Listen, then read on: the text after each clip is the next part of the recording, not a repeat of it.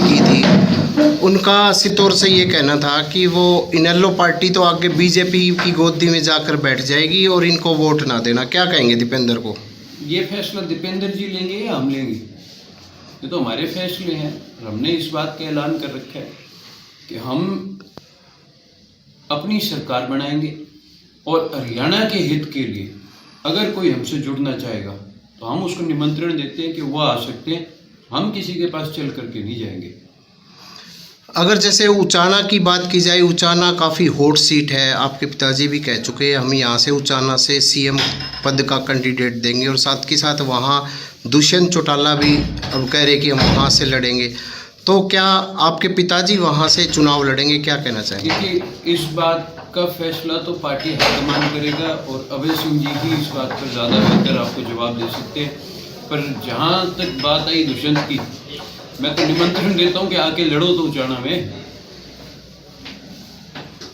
पर सर इनकी बात की जाए, आप अगर आपकी आज जैसे युवाओं ने मांग उठाई है कि हिसार लोकसभा क्षेत्र से आप चुनाव लड़ें, तो क्या कहना चाहेंगे? कुरुक्षेत्र से भी बात आ रही है, हिसार से भी आ रही है। देखिए, वही जैसे मैंने आपको पहले कहा कि ये फैसले पार्टी हाईकमान के होंगे।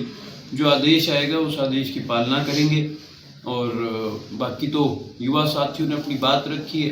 फैसला लेना पार्टी हाईकमान का काम है। आगे लोकसभा विधानसभा चुनाव जो होंगे, तो आप क्या समझते हैं कि आप अकेले चुनाव लड़ेंगे या किसी पार्टी के साथ, गठबंधन के साथ? अभी तक यही फैसला है कि हम अपने बलबूते पे चुनाव लड़ेंगे, किसी के साथ गठबंधन नहीं करेंगे। मैंने कहा हरियाणा हित के लिए कोई हमारे पास चल करके आएगा और हरियाणा के भविष्य के लिए कोई हमारे पास चल करके आएगा तो हम उस पर विचार करेंगे, लेकिन हम चल करके किसी के पास नहीं जाएंगे। आज के दिन हरियाणा प्रदेश का युवा बेरोजगारी की मार में मरा हुआ है। लगभग 4.25 लाख सरकारी नौकरियां खाली पड़ी है, और कई ऐसे जिले हैं जो नशे की चपेट में आए हुए हैं, पर सरकार उस पर कोई कार्रवाई नहीं कर रही। सरकार में बैठे नुमाइंदे राजस्थान में गए हुए थे पिछले दिनों चुनाव प्रचार के लिए, वहां जाकर के तो 19 पेपर लीक घोटालों पे कार्रवाई कराएंगे उसकी बात कर रहे थे। यहाँ 32 पेपर लीक हो गए, उसके ऊपर एक बात भी नहीं कहते।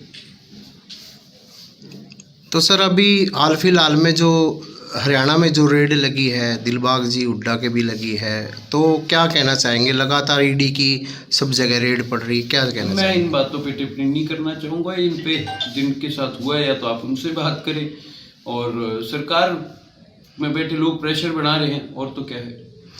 अब जैसे दीपेंद्र हुड्डा, भूपेंद्र हुड्डा दावा करते हैं हम आगे सरकार बनाएंगे कांग्रेस की, तो क्या कहेंगे आप? दावे करिए, जब बन जाएगी जब बात कर लेंगे।